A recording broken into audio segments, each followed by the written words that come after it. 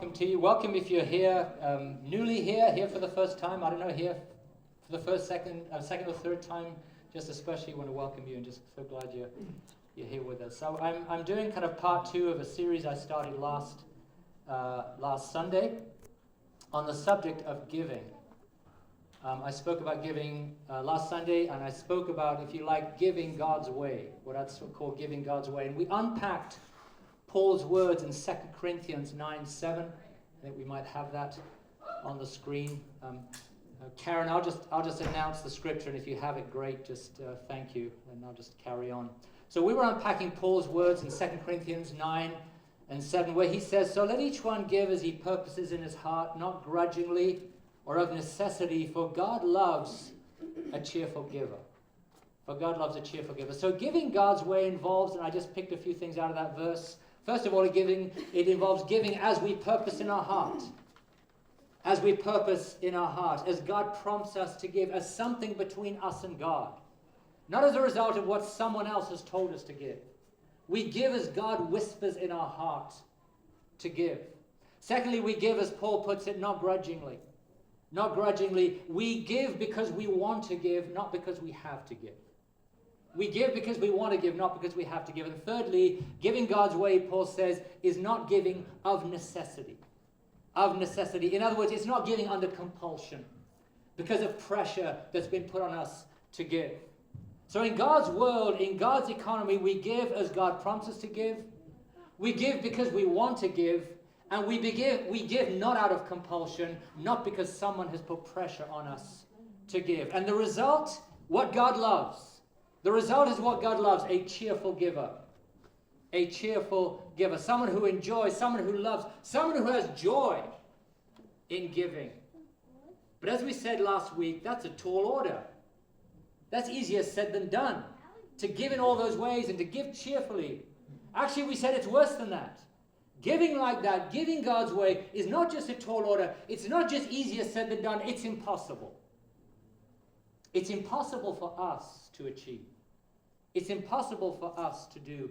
Giving God's way takes God. Giving God's way takes God. It requires, it necessitates God. Only He can do it. Only He can do it. For us, for ourselves, our only hope is that He, God, does it. He gives through us. Through us. So for that to happen, we need to get God inside us. We need to get God inside us so He can give through us. Him, not us, doing the giving, initiating the giving, carrying out the giving. And we ended last Sunday here on John 3:16. John 3:16, for God so loved the world that He gave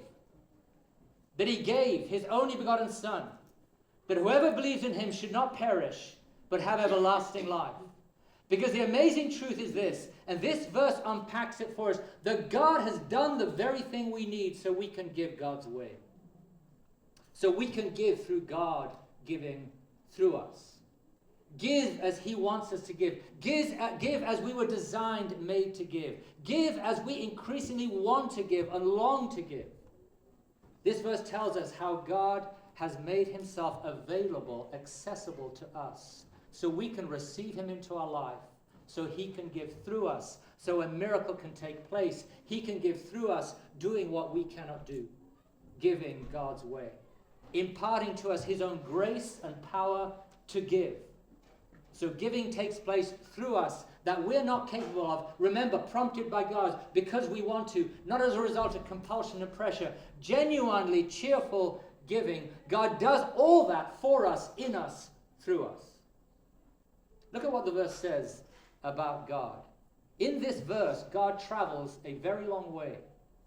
God travels a very long way. Follow the thread of God. First, He's far away. Then He's human in Jesus, a little closer to us. And then He's intimate right in our heart. The verse says, God so loved the world. That's God distant, impersonal, loving the world, loving the whole earth, loving the cosmos, loving mankind. The verse goes on, God so loved the world that He gave His only begotten Son. God so loved the world, you and I, that He gave Himself to us. He became a man. He drew near to us in the person of Jesus as another human being. And He did what He had to do. He did what He needed to do at untold cost to himself, to make himself totally, wholly available and accessible to us. So that, as the verse goes on to say, whoever believes in him will have everlasting life. Whoever believes in him will have everlasting life. Everlasting life is God's life. It's his supernatural life that we can experience right in our own heart. Right in our own heart. So in this verse, God moves. He moves from loving the world, from being way out there, distant, impersonal. He moves to his only begotten Son, God drawing near to us, coming into our world as a fellow human being in the person of Jesus, and he moves to everlasting life.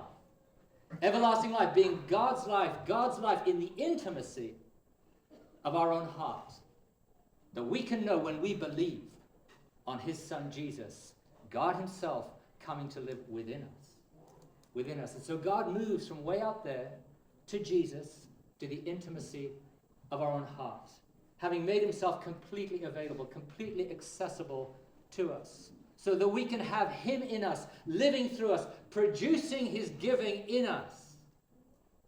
Giving that is a grace of God that he produces in us. We get to give like God because it's him giving through us. It's not something we've come up with. It's not something coming from us. We don't grit our teeth and muster up our giving or conjure it up or hype it up. And it's not something coming from someone else either, forced on us, pushed on us from the outside in. It's God giving through us from the inside out. From the inside out, from the intimacy of our own heart, where his rivers of living water, of giving, flow to us, come to us, where his everlasting life is a spring that waters and feeds us at the deepest level, producing his supernatural giving in us. God's giving through us. God's giving through us. You know, that is a completely different experience than giving out of our own strength. From our own poor, weak resources that wear thin, that run dry, that tire and weary so fast. So fast. Another thought from this verse related to giving. It says, God so loved the world. God so loved the world. And it just reminds me that God created the world. God created the world. And this verse is about the pinnacle of God's creation. It's about you and I. God's lavish, extravagant love for you and I, for mankind. And the creation account tells us that God made us. He made you and I. How? What? It says in his image. In his image in Genesis chapter 1. What is God's image? What is God's image? What does God look like? You see it nowhere so clearly as in this verse. As in this verse. This verse, like no other, depicts God's image. This verse is the image of God. It is what God is like, loving the world so much that he gave his only Son. His only Son. God gave what was most valuable, what was most precious to him, what was nearest and dearest to him, his own Son, for our sakes. For our sakes. God is the greatest giver of all, of course. Giving all started and starts with God. And we're made in his image. Therefore, we are wired, we are made, we are designed first and foremost to give. To give because we're made in God's image. We're made and wired primarily to give, not primarily to get, to receive. Life is about giving. It's not about getting. Real life fulfillment is found in giving, not in getting. As we talked about last Sunday, our culture, our society, our human nature left to itself says the opposite, doesn't it? The world says, society says, human nature says, giving is okay. Some purpose, some life is found in it, but what life is really about is getting. It's really about receiving. Culture, society, our human nature say, our real need is to get. It's to receive. And however much we have, it's about having more. It's about getting more. So there is this endless chasing in our society and our culture after things, after more money, after more cars, after more houses, after bigger and better TVs, after the latest and greatest one of these and one of those, after more power, after more popularity, after more fans, after more likes on Facebook, after more followers on Instagram. It goes on and on, doesn't it? And the general undercurrent in our society and our culture, what it's believed we really need is to get. is to receive, is to take more, when the truth is the opposite. When the truth is the opposite. We're made in the image of God, meaning we are made to give. We are wired to give. Our greatest, deepest need is to give, not to get. That's where we'll find life. That's where we'll find fulfillment. That's where we'll find true purpose. That's where we'll find meaning. As we pursue our God-given bent need to give, which is the shadow, the echo of his image on us and in us. Yes, we need to receive to a degree. We need to receive to a degree. We need to receive in measure from God himself, from good, healthy people around us, through good, healthy relationships. But that isn't for us then to just sit on and enjoy. God gives to us of himself directly. He gives to us through good people and influences he puts in our world to equip us to give. To equip us to give, to position us, to fuel us to give. So we can take the good he's given us and give it to others, be a conduit of God's goodness to others. If we don't pass on the goodness of God that he's given us, poured into our lives, we will die. We will die. Listen to an article I found called A Tale of Two Seas. We can learn an important lesson from the two seas in Palestine, the Sea of Galilee and the Dead Sea. The Sea of Galilee is a freshwater sea. An abundance of fish live in the sea, and its banks are green and lined with beautiful trees. Everything around it lives and thrives, and children love to play on its shores. The Dead Sea, however, has no fish. Nothing near it is green, and no bird's nest nearby. Children seldom play on its shores, and the air above it hangs heavy. Now the Jordan River flows into both seas, but they each do something different with the water that flows into them. The Sea of Galilee receives water and gives it back out, drop for drop. Water flows in and water flows out in equal measure. However, the Dead Sea hoards its water. It keeps every drop it receives. And I believe these two seas are a perfect illustration of two different types of people in the world. Like the Sea of Galilee, some give freely, bringing love and joy and hope to those around them. And others, like the Dead Sea, stifle themselves with selfishness and with greed. 1 Timothy 5:8 says, Paul warns against selfishness, saying the person who lives in pleasure and self-gratification, giving themselves up to luxury and self-indulgence, is dead even while they still live. Wow, that's a strong statement. However, I think we all know people who live this way. They may have nice things, but they can't seem to enjoy them.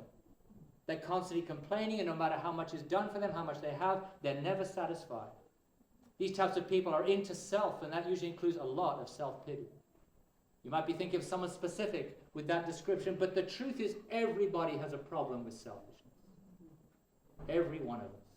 It's human nature to want to take care of yourself before you take care of other people's needs.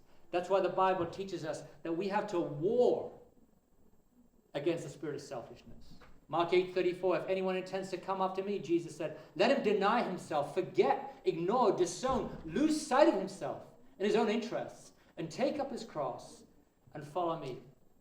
For a long time, I wasn't really sure what Jesus meant when he said, take up his cross. I thought maybe he referred to suffering, sickness, or bad things in life. But over time, God helped me to see that it's not those things at all. To take up his cross simply means to get over ourselves. To get over ourselves. It means to lay ourselves down for others. Every one of us has a ministry. Every single one of us can help bring others into a relationship with God. We all have the ability to affect our world in a positive way. But in order to do so, we have to get over ourselves. Get over ourselves and focus on other people. I think we all have a natural tendency to look out for ourselves, and this is healthy to a degree. Certainly we need to take care of ourselves. We each have needs, and we require the right amount of time to rest, enjoy ourselves, and do things just for ourselves. However, we will never be truly happy if our minds are always focused on ourselves.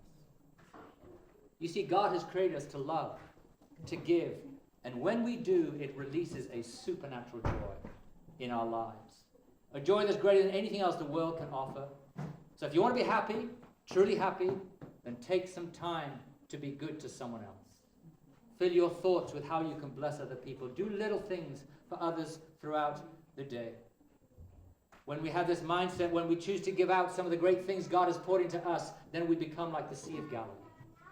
We become a vessel for God to use to distribute his blessings, and we show the world what he is really like. End of article. That was all the article. And I think that article captures so well a lot of truth about giving. The joy, the life it brings to others, it brings to us. The fact that when we give, we show God, we reflect God to the world. We are his hands and feet to the world. Remember the Sea of Galilee. Remember the Dead Sea. And let's be seas of Galilee. Receiving and giving, full of life. Not dead seas, receiving only, receiving and hoarding and keeping, leading to no life, leading to much death. Giving as a grace of God within us, as a response to what God has done for us, given to us, and as a result of his life within us, moves our lives into a different economy. It moves our lives into God's economy. Now, in the normal run of things, the normal economy of life, of our society and culture, if you give, you lose. If you give, you lack. That's why so many people are so focused on getting and on getting more. They live to amass as much as they can for themselves, their loved ones, because they're afraid if they don't, they'll lose. They'll lack, they'll be poor. So they put more and more money in the bank, more and more food in the cupboard, more and more insurance on their lives, and more RSPs in with their investor. So they don't lack. Their philosophy, their economy is this: take, amass, get, grab, and it shall be given unto you. And it shall be given unto you. God invites us to something else. His economy is different. The opposite, in fact. Jesus said, Luke 6:38, give, and it'll be given to you. And it'll be given to you. Good measure, pressed down, shaken together, and running over will be put into your bosom. For with the same measure that you use, it'll be measured back to you. God invites us to move our security, to move our sense and source of safety away from ourselves, away from our bank account, away from our ability, away from our power to get wealth, away from what we own and what we possess, to him. To him. To place our safety and security in him, on him, to place our security in him, to build and center our safety and security on him and around him. He invites us to stop banking primarily with the TD Bank or the Royal Bank or the CIBC Bank, to stop placing our security in those bank accounts and to bank with him, to bank with God. And it's wise, because God tells us if we place our security in money, in things, in our material possessions, rather than him, we lose. We invest into a losing economy. We're on a slippery slope. The prophet Haggai put it like this, Haggai 1:6, you have so much and you bring in little. You eat, but you do not have enough. You drink, but you are not filled with drink. You clothe yourselves, but no one is warm. And he who earns wages to put into a bag with holes. With holes. That doesn't seem very smart, does it? That's life without God's blessing. That's life out from under his blessing, living in and by this world's economy, trusting in ourselves, trusting in chasing after material possessions, financial wealth and security. We earn wages and we place our money in bags with holes, We seek peace and rest through what we have, but it eludes us, and enough is never enough. However much we have, we find we're putting it in bags with holes. Yes, our bank account is going up, but our level of peace is going down. What we hope money, things will do for us, they don't. Peace, a true sense of safety, security, eludes us until we step into God's economy. Until we step into God's economy, until we bank with him, until we bank on him. Until we give and invest as he directs us to, where he directs us to, how he directs us to, that's a very different world. That's a very different economy. Here's how it's put in Proverbs 11:24 and 25. There is one who scatters, yet increases more. There is one who withholds more than is right, but it leads to poverty. The generous soul will be made rich, and he who waters will also be watered himself. When we scatter, when we give as God directs us to, we increase. We grow richer. It may be we grow richer materially, or we may not. There are many ways God increases us and enriches us and gives to us. He knows what's best for us. But we can be sure, as we give as he directs us to, he will take care of our material and financial needs. Verse 25 says, the generous soul will be made rich. That's the opposite of what society tells us. That's the opposite of what culture tells us. It says if you're generous, you'll be made poorer. So be careful about being generous. Don't be overly generous. Because remember, every dollar you give away is one less dollar in the bank for you. It's one less dollar. It's one less dollar of security. It's one less dollar of safety.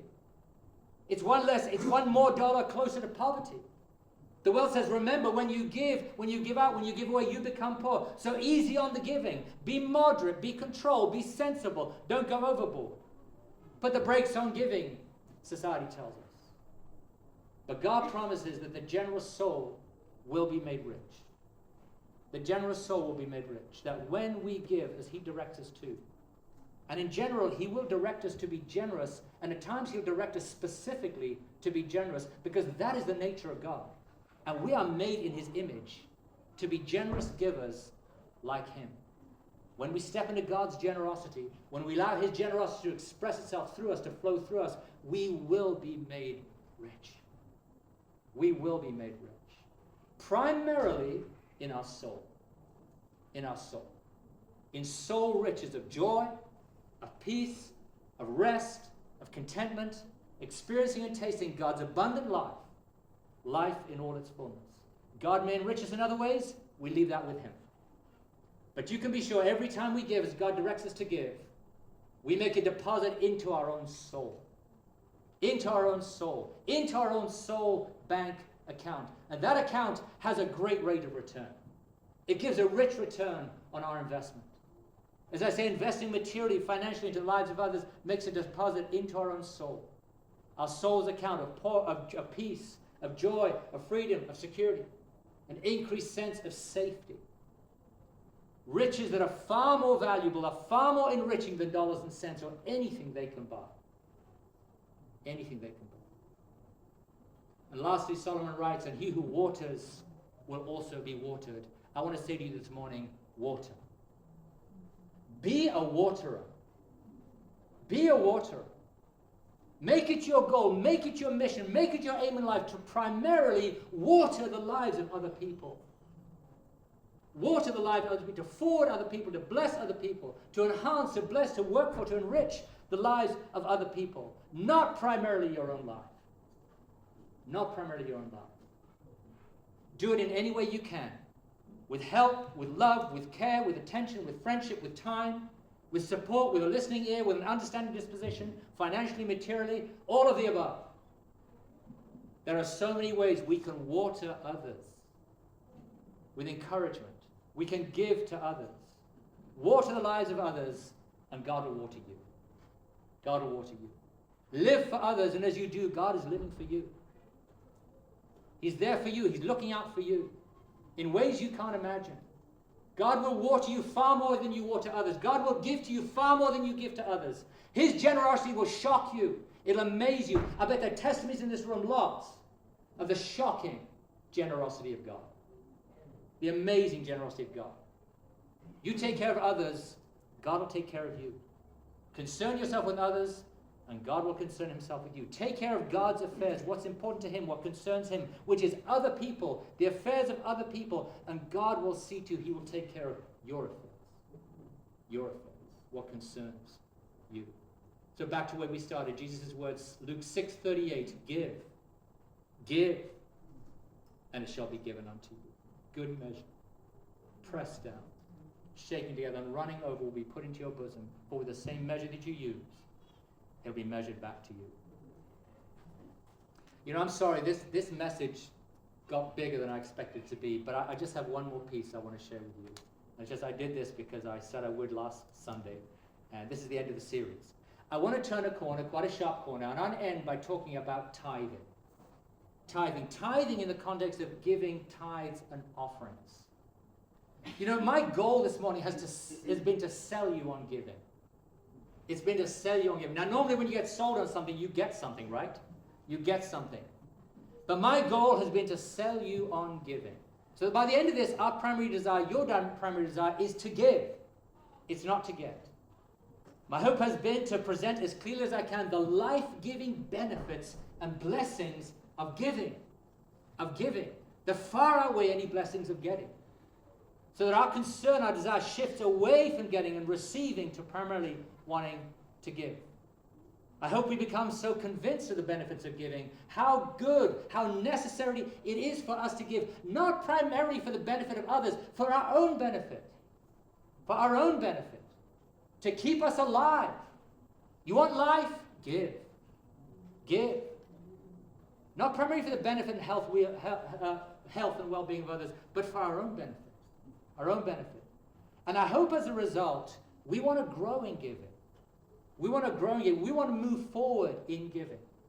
I hope God's grace has produced a desire in you to give, so much so that you want to grow in giving, expand in giving. And tithing, giving tithes and offerings, is a guideline.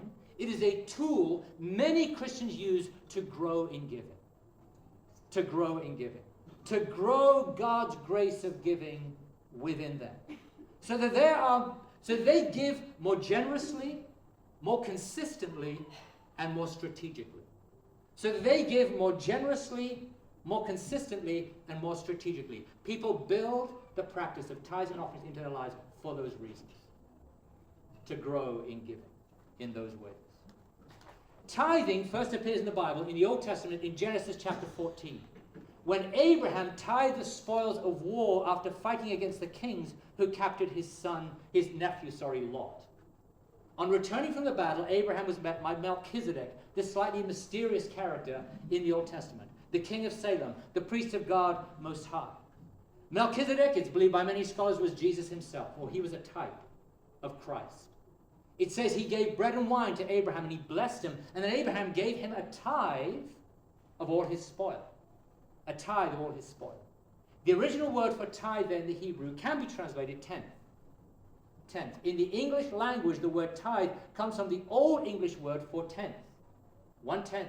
So tithe and tenth are synonymous. They mean the same thing. So a tithe of something is a tenth of whatever it is. In paying a tithe to Melchizedek, Abraham was honoring him. He was esteeming him. Now the act of giving a tenth to God, in this case as an act of gratitude and worship, appears again later in Genesis in chapter 28. When Jacob left home to escape the anger of his brother Esau, and he encountered God in a dream. And it says after he woke up, he made a vow to God, saying that if God would look after him, if God would provide for him, and bring him back to his home safely, he would give a tenth of all he had to God. So it's interesting because I'd say in the minds of many Christians, tithing is associated with the Mosaic law. But tithing actually appears in the Bible 2 times before the law comes along, in Exodus. And then in the Mosaic law, tithing was commanded by God. Some believe there were up to 3 mandatory tithes the people had to pay. A 10% tithe to support the Levites, who performed all the work related to the tabernacle and the worship of God. They in turn had to tithe 10% to the high priest.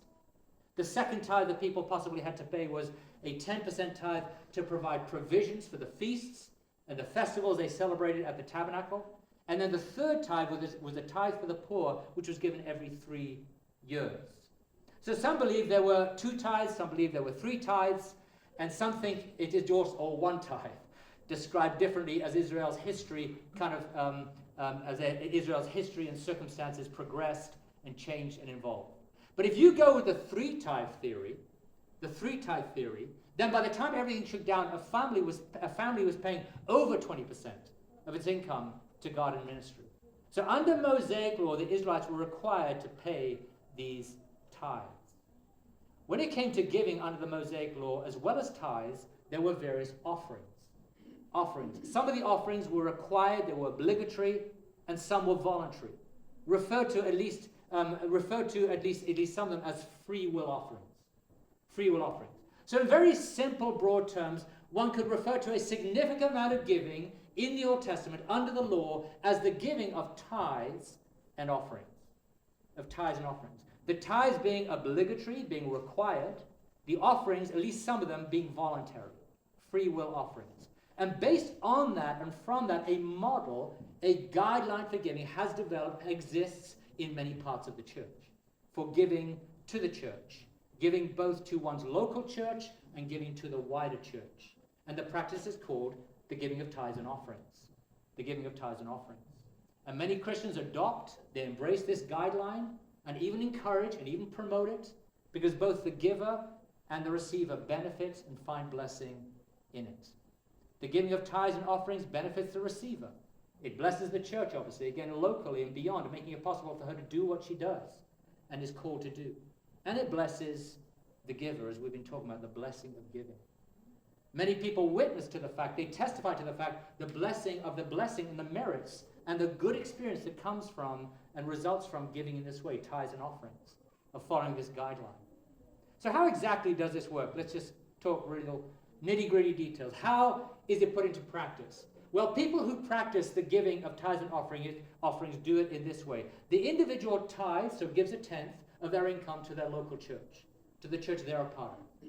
And they do that continually as a kind of baseline, background level of giving.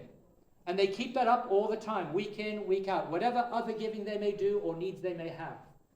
So whatever their paycheck, they consistently take 10% of it, a tithe, and give it to their local church in support of the particular church they are part of. And they do this in recognition of the fact, reflecting the fact, they benefit from their church's ministry, its services. At least they should, right? If the church is doing its job, doing it properly, and if they're plugged into their church, embracing the ministry it provides, engaged in what church does, coming out on Sundays and involving themselves in the other events of the church. So a person who tithes gives to their own church in that kind of just ongoing way, reflecting the fact they benefit from their church and in recognition of the fact it costs for the church to provide the ministry it does. And someone has to pay. We have to pay. We come here Sunday by Sunday, and we have to pay. The rent, the light bills, etc. Just as we do at home, the church has bills to pay, staff to pay, etc. So tithing involves giving regularly in this way to one's local church. So that's the tithes part of the practice of giving tithes and offerings. Then there's the offerings part. This refers to things we give periodically, of things we give to periodically, not necessarily regularly like the tithe, and that we give to over and above our tithe. Over and above our tithe. So periodically needs arise. The need may be in our personal lives. We may become aware of a neighbor, a friend who hits a crisis, and we feel God prompting us to give to them, to give maybe some money to them. Or we may become aware of a particular need through the church. Like I remember SAM Ministries in Mozambique had need for funds for their Steps to Stop Hunger program to help the poor in that country. So we had a kind of drive for that. Elsie Welsh was in contact with a church in Cuba. They needed a septic tank, I remember. We had an offering for that.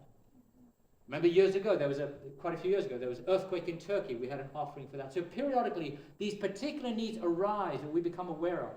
And at that point, we must decide. We must ask the Lord. An offering is maybe announced or launched at the church. And we must ask the Lord. It's between us and the Lord. Remember we talked about it at the beginning. We have to discern in our hearts. Am I to give to this? And if I am, how much do you want me to give, Lord? And we must seek to discern what God is leading us to do, to give. Do we not give on this occasion? Or is God leading us, prompting us to give? And if so, how much? $10, $100, $1,000? I don't know. We've got to listen to God on that, for that. Every individual must decide that in their own hearts, between themselves and God. So when those sorts of needs arise, we give or not, as we believe God is leading us to do.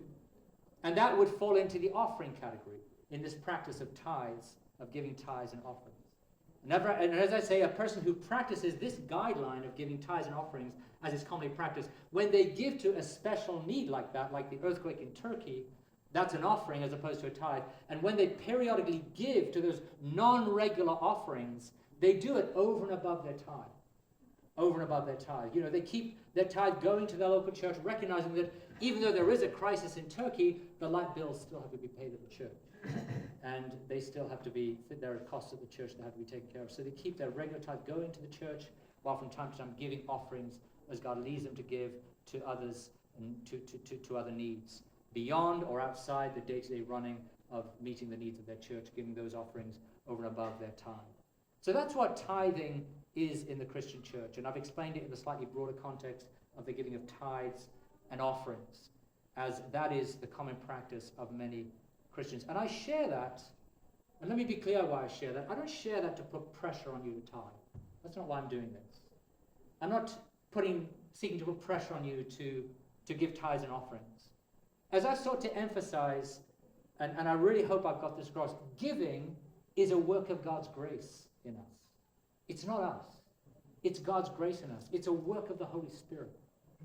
Now, if you don't tithe, and God's grace, not me, God's grace is prompting you to do so, you should tithe.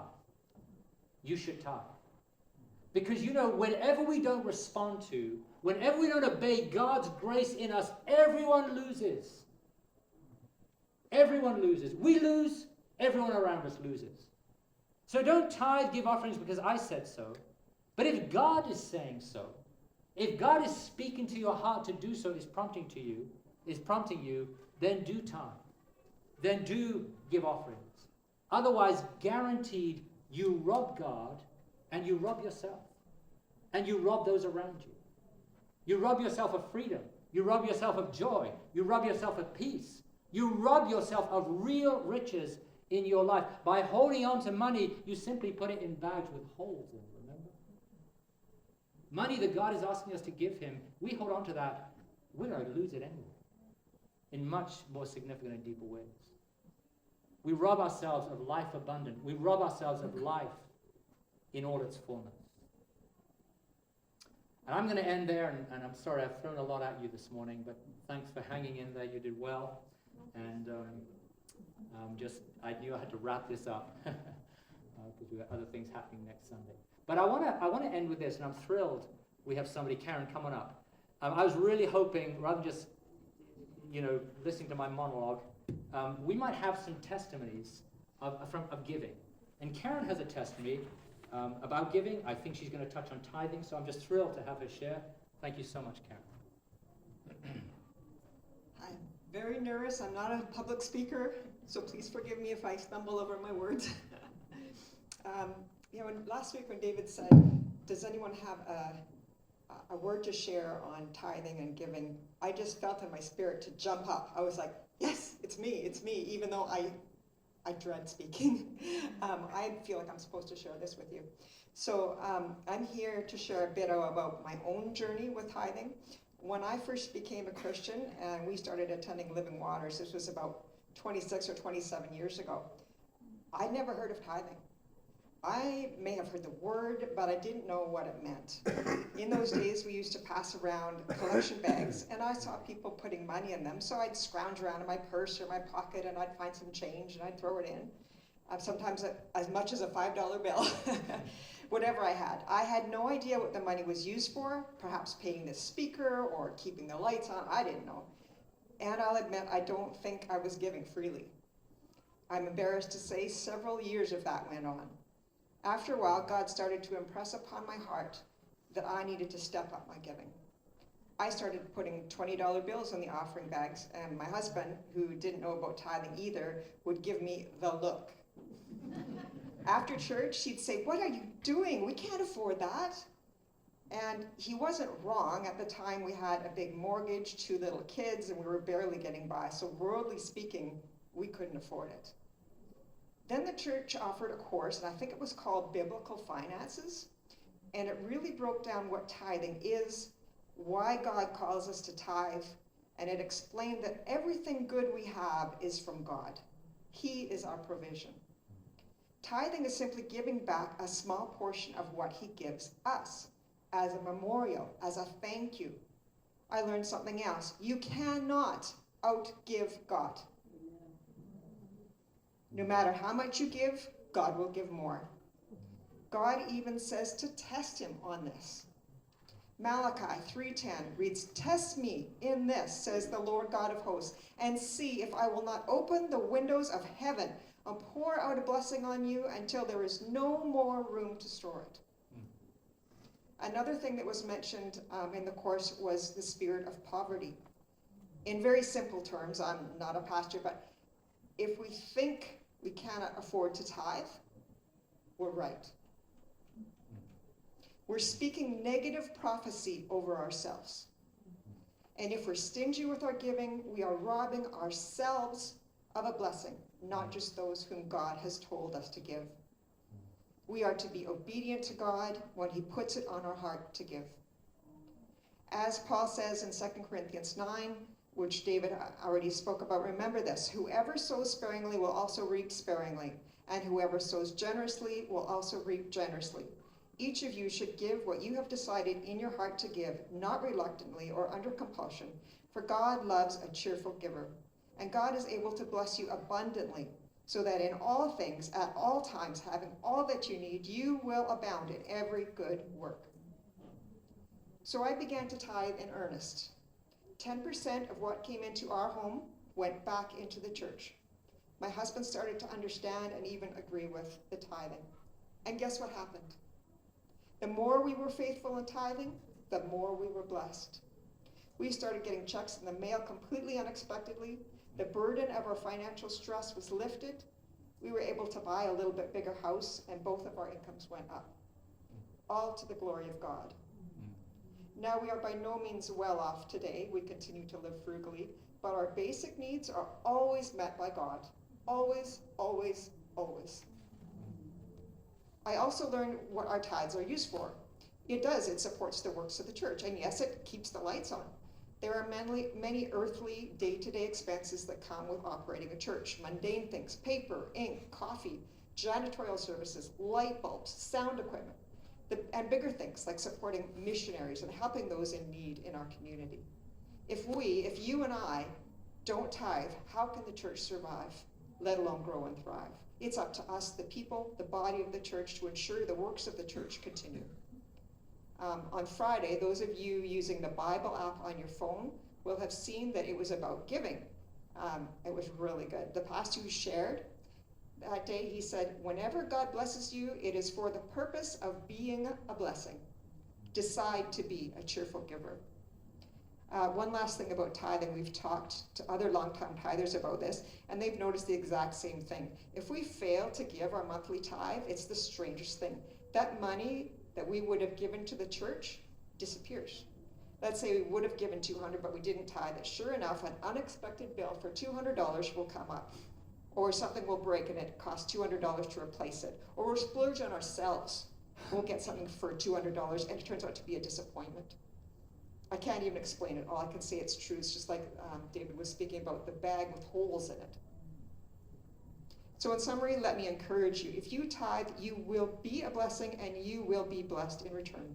Pray about it. See what God has to say to you about tithing.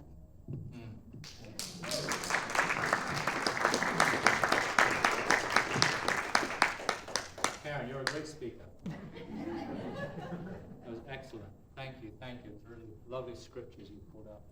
Really good. Well, we're going to wrap it up here. Remember, I just wonder if we could maybe have a closing song. Could I just leave that with you, Bethany, decide what that should be? And then we will close our service.